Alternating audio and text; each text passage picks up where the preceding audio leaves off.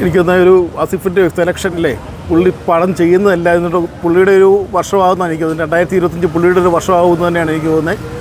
അതുപോലെ തന്നെ മികച്ചൊരു ക്രൈം ത്രില്ലർ, അത് കിഷ്കിന്ധകാണ്ഡം കണ്ട പോലെ തന്നെ ഒരു ക്രൈം ത്രില്ലർ ഇതിനകത്ത് കൊണ്ട് ഒരു പഴയൊരു പടം അത് ആ റെഫറൻസ് കാതോട് പടം റെഫർ ചെയ്തൊരു മികച്ചൊരു ക്രൈം ത്രില്ലർ ഉണ്ടാക്കുകയാണ് അല്ലേ? അതെ അതെ, നമ്മളിപ്പോൾ സിനിമ ഇറങ്ങുന്നതിന് മുമ്പേ നമ്മൾ പറഞ്ഞു ഇതൊരു പഴയ സിനിമയെ ബേസ് ചെയ്താണ്. പിന്നെ മമ്മൂട്ടി ഇതിനകത്ത് അഭിനയിക്കുന്നുണ്ടോ അങ്ങനെയുള്ള സ്പോയിലറിലേക്ക് എന്തായാലും അത് പുറത്താവും, അതിലേക്ക് കടക്കുന്നില്ല. പക്ഷേ ഈ സിനിമയുടെ വ്യത്യസ്തത എന്ന് പറയുന്നത് ഈ പറഞ്ഞ പോലെ തന്നെ 40 വർഷങ്ങൾക്ക് മുമ്പ് നടന്ന ഒരു സിനിമാ സെറ്റിൽ നടന്ന ഒരു സംഭവം, അതിനെ ബേസ് ചെയ്തിട്ട് ഒരു ക്രൈം ഇൻവെസ്റ്റിഗേഷൻ, അത് നമ്മൾ ഇതുവരെ കേട്ടിട്ടില്ല.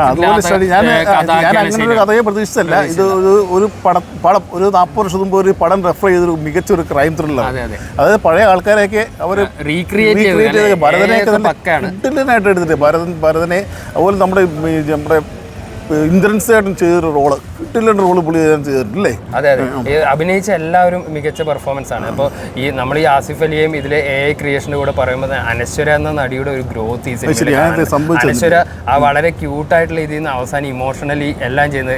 ലാസ്റ്റ് ഇയർ ആദ്യം വന്നത് ഓസ്ലർ എന്ന ചിത്രത്തിലായിരുന്നു, പിന്നെ അതും അതിൽ അനശ്വര മമ്മൂട്ടിയുണ്ട്. ഈ സിനിമ ഈ വർഷത്തിലും അനശ്വര കയറി വരുന്നത് ഇതുപോലെ കാതോട് കാതോട് എന്നുള്ള അനശ്വരയെ ബേസ് ചെയ്താണ് ഈ കട പോകുന്നത്. അനശ്വരയെ ബേസ് ചെയ്താണ് കടം പോകുന്നത്. അടുത്തൊരു ലെവലിലേക്ക് ഒരു ലേഡി സ്റ്റാർ ആവാനുള്ള കയറി വന്നോണ്ടിരിക്കുകയാണ്. അനശ്വരയാണ് ഈ പടത്തിന്റെ ബാക്ക് ബോൺ എന്ന് പറഞ്ഞ അനശ്വരയാണ്.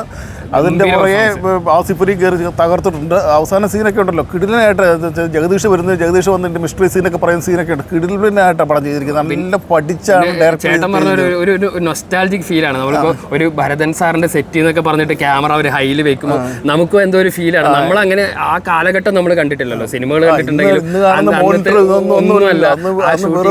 കണ്ട് കട്ട് ഇത് മാത്രമേ ഉള്ളൂ. അന്നൊക്കെ പുള്ളിയുടെ ഒക്കെ കഴിവ് ആലോചിക്കുന്നത്. ഇത്രയും നല്ല മികച്ച ചിത്രങ്ങൾ ഇറക്കിയ പുള്ളിയുടെയൊക്കെ ഭരതൻ സാറിൻ്റെയൊക്കെ ആ വർക്ക് അതെല്ലാം റീക്രിയേറ്റ് ചെയ്ത് കിടലിനായിട്ട് ആ ഒരു കാലഘട്ടത്തിലേക്ക് നമ്മൾ കൊണ്ടുപോകുന്നുണ്ട് ഇതിന് ഈ സിനിമയിൽ. അതെ അതെ, പിന്നെ കാലഘട്ടം പഴയതും ഇതും കാണിക്കുമ്പോൾ നമുക്ക് അങ്ങനെ ഒരു എന്താ വേറെ ഫീൽ ചെയ്യുന്നില്ല. കാരണം ആസിഫിന്റെ അഭിനയം എന്ന് പറയുന്നത് ആ അനശ്വരയുടെ കഥാപാത്രമായിട്ട് ഇമോഷണലി അറ്റാച്ച്ഡ് ആയിട്ട് ആ ഡ്യൂട്ടിയിൽ നിന്ന് മാറിയിട്ട് പോലും അതിനെ കുറിച്ച് രേഖ എവിടെ എന്നുള്ള തപ്പിയുള്ള അലച്ചില് അത് കലക്കനായിട്ടാണ് ആ മിസ്റ്ററി ചെയ്തിരിക്കുന്നത്. പല പടങ്ങൾ കണ്ടിട്ടുണ്ട്, എന്നാലും നല്ലപോലെയാണ് ഇത് രേഖയുടെ ചുറ്റിപ്പറ്റി അവസാനം അതിലേക്ക് ചെല്ലുന്ന സീനൊക്കെ നല്ലപോലെയാണ് ചെയ്തിരിക്കുന്നത് കേട്ടോ. അവസാനത്തെ കന്യാകുമാരി സീനും എല്ലാം കിടിലും. അപ്പോൾ എന്താണ് ഒരുപാട് സർപ്രൈസുകളുള്ള, നമ്മളിപ്പം പുതിയ സിനിമകൾ ഇറങ്ങുമ്പോൾ പറയും ഇത് എല്ലാവർക്കും പറ്റിയതല്ല. അങ്ങനെയല്ല, നമ്മൾ വ്യത്യസ്തത കണ്ടാണ് നമ്മൾ നമ്മുടെ ടേസ്റ്റ് മാറ്റേണ്ടത്.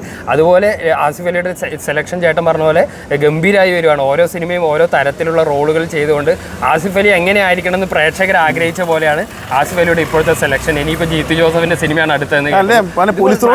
പുള്ളി പല രീതിയിൽ ചെയ്തിട്ടുണ്ടെങ്കിലോ നമുക്ക് ഇതുവരെ പുള്ളിയുടെ മടുപ്പ് നമ്മൾ തോന്നുന്നില്ല, തലവരിലൊക്കെ നമ്മൾ തോന്നുന്നില്ല.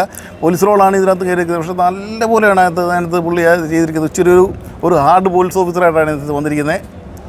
പടം ഏതായാലും അടുത്ത കിഷ്കിന്ധകാണ്ഡം ആസിഫ് അലി 2025 തൂക്കി അല്ലേ? അതെ, അത് തന്നെ പറയണം. ആസിഫ് അലി, അനശ്വര, ജോഫിൻ ഡി ജാക്കോ, പിന്നെ ഈ സിനിമ മലയാള സിനിമയുടെ ഹിസ്റ്ററി അല്ലേ, ആ ഒരു അതിലേക്ക് തന്നെ ഒരുപാട് ഇവർ വർക്ക് ചെയ്തിട്ടുണ്ട്. ആ മലയാള സിനിമയുടെ ഹിസ്റ്ററി ഇങ്ങനെ ഒരു സിനിമയിലൂടെ കാണിച്ചു. ഇത് ബാക്കി സിനിമ പിന്നെ മേഖലകളിൽ ഇപ്പോൾ ഇത് നോക്കും ഇങ്ങനെ ഒരു പടം ചെയ്താലോ, യൂട്യൂബ് കണ്ടുള്ള പരിചയമൊക്കെ അവരെല്ലാം നമ്മൾ ഇതിനകത്ത് തിരിച്ചു കൊണ്ടുവന്ന് ആ ഒരു കാലഘട്ടത്തിലേക്ക് നമ്മൾ ശരിക്കും പറയണ ഒരു നാടകീയതായിട്ടൊന്നും അല്ല, അത് ആ സെറ്റാണ് നമുക്ക് തോന്നിയത്. പഴയ ആ കാതോറുകാരത്തിൻ്റെ നമ്മൾ കാണുന്ന ആ കാലഘട്ടം നമ്മൾ കാണുന്ന പോലെയാണ് അതിനകത്ത് തോന്നുന്നത് കേട്ടോ. ചിലർക്കൊന്നും ഇഷ്ടമായില്ല എന്നാണല്ലോ, അപ്പൊ അതുപോലെ ഇത് വരും. OTT എന്ന് പറയുമ്പോൾ അത് കാണുന്ന ഒരു ഇതിന്റെ ഫീൽ ഉണ്ടല്ലോ ചേട്ടാ, അത് നമ്മൾ നിർത്തി കാണുമ്പോൾ ചില സിനിമകൾ നമ്മൾ ഒറ്റ സ്ട്രെച്ചിൽ കണ്ടാലേ അതിന്റെ ഫീൽ കിട്ടും. എന്നാൽ OTT കാണേണ്ട ഒരു സിനിമ അല്ല ഇത് ഒറ്റ ഇരിപ്പിന് കാണേണ്ട ഒരു സിനിമയാണ്. അത് ഒറ്റ ഇരിപ്പിന് കാണും. അതുപോലെ തന്നെയാണ് ഇതിന്റെ ക്രൈം വരുമ്പോൾ ഇത് എനിക്ക് തോന്നുന്നു വേറെ ലാംഗ്വേജിൽ ഇത് കാണാൻ പറ്റാത്ത ഒരു നല്ല അഭിപ്രായം വരാനാണ് കൂടുതൽ സാധ്യത വരുന്നത്.